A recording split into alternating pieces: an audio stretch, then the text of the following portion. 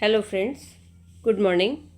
आज हम लोग 23, 24 और 25 मई के जो कुछ करंट के टॉपिक छूट गए थे वो डिस्कस करेंगे। तो टोटल 6 टॉपिक्स है, जिसमें पहला टॉपिक जो है वो भारत सरकार से संबंधित है। भारत सरकार ने जनवरी 2027 से एविएशन टरबाइन फ्यूल, इसमें 1% सस्टेनेबल एविएशन फ्यूल यानी कि SAF मिलाने की योजना तैयार की है। सरकार ने इसके लिए चरणबद्ध लक्ष्य तय किए हैं, जिसमें 2027 में 1%, 2028 में 2% और 2030 तक 5% SAF ब्लेंडिंग का लक्ष्य रखा गया है।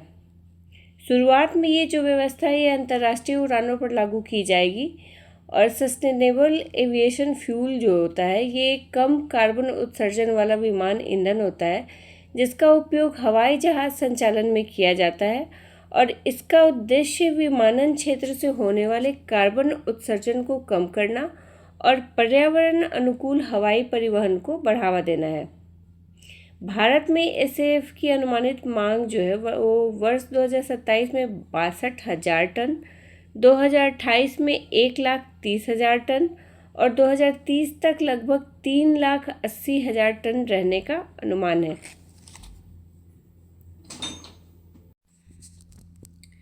नेक्स्ट टॉपिक चीन के मानव अंतरिक्ष मिशन से संबंधित है। तो चीन ने 24 मई 2026 को अपने मानव अंतरिक्ष मिशन शेनझोउ 23 को सफलतापूर्वक लॉन्च किया है।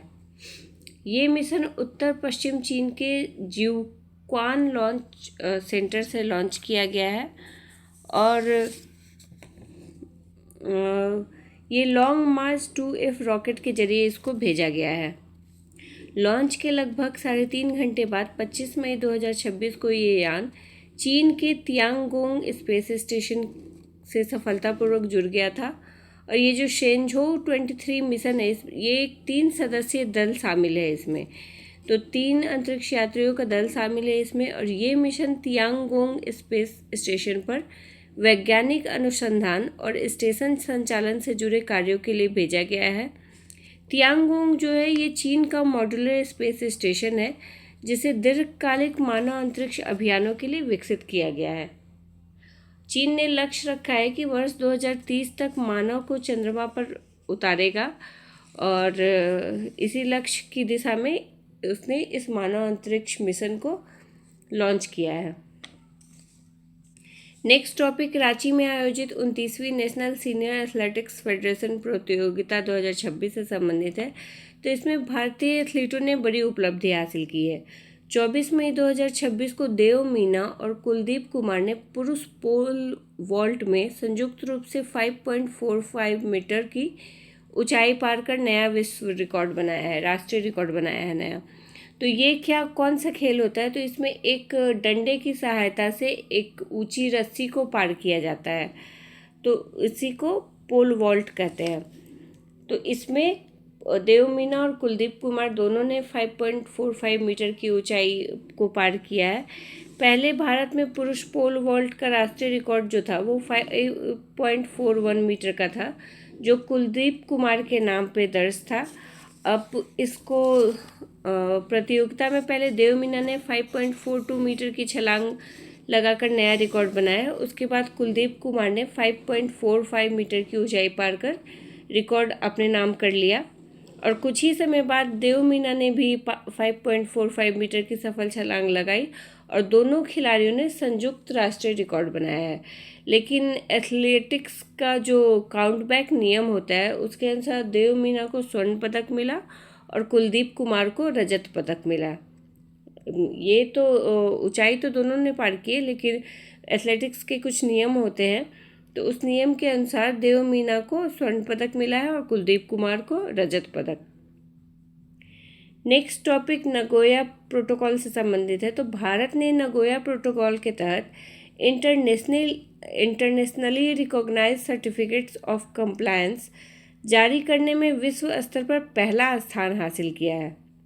मार्च अप्रैल 2026 तक भारत ने लगभग 3,556 से 3,561 प्रमाण पत्र जारी किए, जबकि वैश्विक स्तर पर ABS क्लियरिंग हाउस में कुल 6,311 प्रमाण पत्र दर्ज किए गए थे। अब नगोया प्रोटोकॉल क्या होता है? तो ये जैव विविधता सम्मेलन यानी कन्वेंशन ऑन बायोलॉजिकल डाइवर्सिटी का एक पूरक समझौता है जिसे वर्ष 2010 में अपनाया गया था।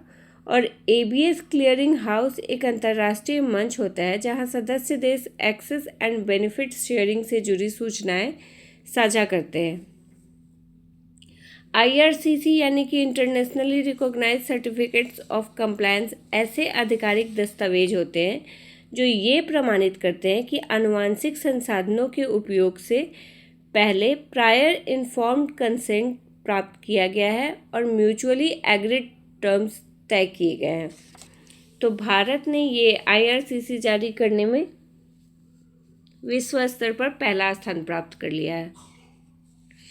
नेक्स्ट टॉपिक उड़ीसा से संबंधित है। तो उड़ीसा के हथकरघा, वस्त्र और हस्तशिल्प विभाग ने गंजाम जिले की प्रसिद्ध बोमकई बुनाई परंपरा को पुनर्जीवित करने के लिए एक विशेष योजना की शुरुआत की गई है।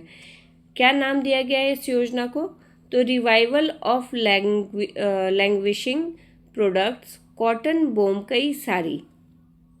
राज्य सरकार ने इसे पिछले वित्तीय वर्ष में ही मंजूरी दे दी थी और इस पहल का उद्देश्य लुप्त होती मूल बोमकई बुनाई कला को संरक्षित करना और नई पीढ़ी तक पहुंचाना है।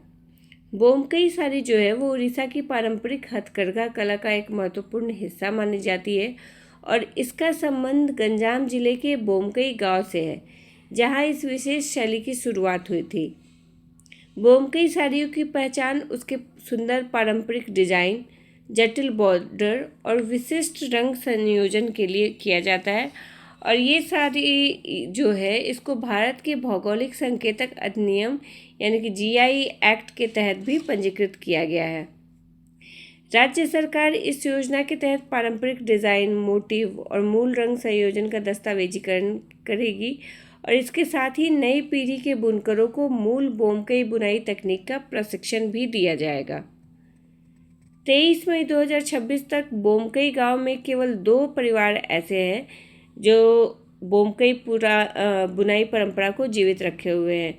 कौन कौन से परिवार हैं? तो केशव नायक और सुशांत कुमार नायक, इन दोनों परिवारों ने इस कला को अभी तक जीवित रखा है और इसको बढ़ावा देने के लिए अब उड़ीसा सरकार भी कदम उठा रही है।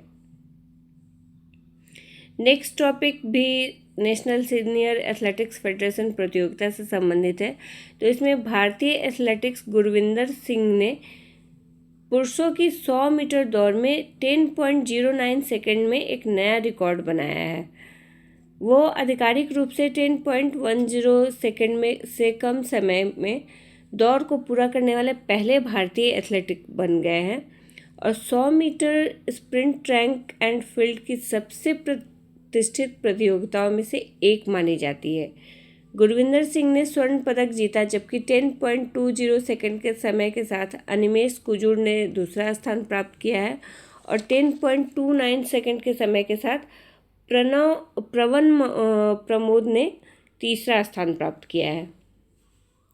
तो ये हमारे कुछ टॉपिक्स थे जो रह गए थे मेरी तबीयत ख़राब होने की वजह से, तो इसके वो भी हमने कवर कर लिया है। तो ये मई का अब टोटल टॉपिक कवर हो चुके हैं मई के, और इससे रिलेटेड पीडीएफ भी आपको अवेलेबल हो जाएंगे। पूरे मई के पीडीएफ और क्वेश्चन ओनली बीपीएससी की साइट या ओनली बीपीएससी के ऐप पे आपको मिल जाएंगे। अगर आपको चाहिए तो वहाँ से आप डाउनलोड कर सकते हैं। Thank you.